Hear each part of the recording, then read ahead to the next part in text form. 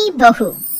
किशोरी लाल जी के बेटे राघव की शादी की बात जगह जगह चल रही थी, लेकिन किशोरी लाल जी को कोई लड़की पसंद ही नहीं आती थी और उसकी एक ही वजह थी, किशोरी लाल जी का लालची होना। उनको लड़की वालों से मोटा दहेज चाहिए था और इसी चक्कर में एक दिन वो एक बहुत पैसे वाले के घर अपने बेटे का रिश्ता लेकर पहुंचे। उस आदमी का नाम था ओम प्रकाश। देखे किशोरी लाल जी, मेरी एक ही बेटी है और मेरी सारी संपत्ति जायदाद सब कुछ मेरी बेटी नैना का ही है। पापा, नाम से लगता है बहुत खूबसूरत होगी। कितना अच्छा नाम है ना, नैना। ओ, वैसे बात तो सही है आपकी। अब इतना पैसा है, जमीन जायदाद है, इकलौती बेटी, आप भी क्या करेंगे? सब कुछ उसे ही देंगे ना। बिल्कुल ठीक पहचाना आपने। बस बेटी की शादी और सारी जायदाद उसके नाम। पापा, बिना देखे हाँ कर दीजिए ना। इतना अच्छा रिश्ता फिर कहाँ मिलेगा? माला माल हो जाएंगे हम। मैं अपनी बेटी को बुलाता हूँ। अरे नहीं नहीं नहीं नहीं, आपकी बेटी का नाम नैना है, सुनकर ही लगता है बहुत सुंदर होगी। रहने दीजिए अंकल, मैं तो आपकी बेटी के नाम से इतना खुश हो गया हूँ कि उसे बिना देखे शादी करने को तैयार हूँ। अब तो मैं उसका चेहरा सीधे शादी के बाद ही देखूंगा। और इस तरह राघव नैना का चेहरा नहीं देखता और उससे शादी कर लेता है। शादी के बाद अपने सुहाग रात पर जब राघव नैना का घूंघट उठाकर देखता है तो नैना की आंखें बंद थी।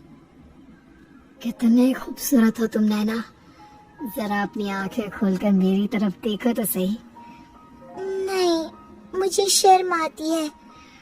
अरे, मैंने तुम्हें शादी से पहले भी नहीं देखा और अब अगर तुम आंखें खोलकर मुझे देखोगी भी नहीं तो मुझे अच्छा कैसे लगेगा?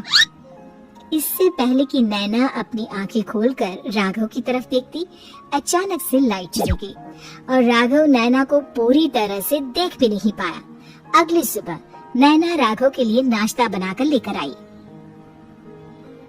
अरे ये क्या? आधा पराठा सेका हुआ है और आधा बिल्कुल कच्चा। ये तुमने क्या किया नैना? बहू, तुमने क्या आधा पराठा तवे से नीचे लटका कर रखा था जो आधा सेका है और आधा कच्चा? मुझे जितना दिखेगा उतना ही तो सीखूंगी ना पापा जी। जहाँ जहाँ मुझे नजर आ रहा था वहाँ मैंने सीख लिया, जहाँ जहाँ नहीं दिखा वहाँ कच्चा रह गया होगा। इसका क्या मतलब है? ये कैसा मजाक कर रही है तुम? अरे बहू, तुमने इतना लंबा घूंघट क्यों लगाया हुआ है? देखो, हमारे घर में बहुओं को बेटी की तरह रखा जाता है और फिर तुम तो इतना सारा माल लेकर आई हो। देखो, ये घूंघट डालकर रखने की कोई जरूरत नहीं है। हाँ नैना, पापा जी ठीक कह रहे हैं, तुम तो आराम से रहो, अपना ही घर समझो। नैना अचानक से अपना घूंघट उठा लेती है।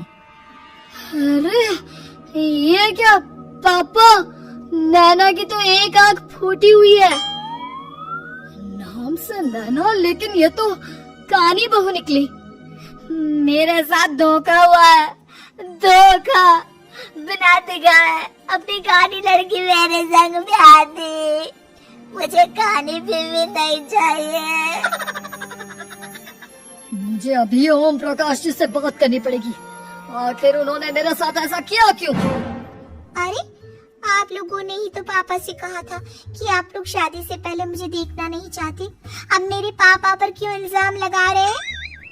अरे लेकिन उन्हें बताना तो चाहिए था ना कि तुम कानी हो, एक आंख से तुम्हें दिखाई नहीं देता। किशोरी लाल और राघव नाराज होकर ओम प्रकाश को अपने घर बुलाते हैं। पापा जी, ये आपने क्या किया? शादी से पहले बताया क्यों नहीं कि नैना की आंखों में परेशानी है? अरे, आप ही ने तो लड़की देखने से मना कर दिया था। और लेकिन आप बता तो सकते थे। आपको तो हमारी बेटी की प्रॉपर्टी चाहिए थी, वो भी पूरी की पूरी। अब क्या हुआ अगर उसे आधा दिखाई देता है? प्रॉपर्टी तो आपको पूरी मिल गई ना। अरे ये क्या बात हुई? मेरी शादी प्रॉपर्टी से नहीं, आपकी बेटी से हुई है। अब ये तो पहले सोचना चाहिए था। तब तो मेरी प्रॉपर्टी देखकर तुम्हारी जुबान लप लपा रही थी। लेकिन मैं कानी लड़की को अपनी बीवी बनाकर नहीं रख सकता। पापा, कुछ करिए ना आप। हाँ, करता हूँ। देखिए ओम प्रकाश जी, आप हमारे साथ ऐसा नहीं कर सकते। और तुम देखो, अगर तुमने मेरी बेटी से शादी तोड़ी ना, तो जो भी प्रॉपर्टी मैंने तुम्हें दी है वो तो पूरी की पूरी वापस ले ही लूंगा, और आधी प्रॉपर्टी तुम्हारी भी लूंगा। अरे मेरी आधी प्रॉपर्टी भला क्यों लेंगे आप? इसलिए क्योंकि मेरी बेटी को आधा नजर आता है और उसकी नजर अभी तक तुम्हारी आधी जायदाद पर ही पड़ी है। अब तुम उसे घर से निकालोगे तो कुछ तो लेकर जाएगी ना।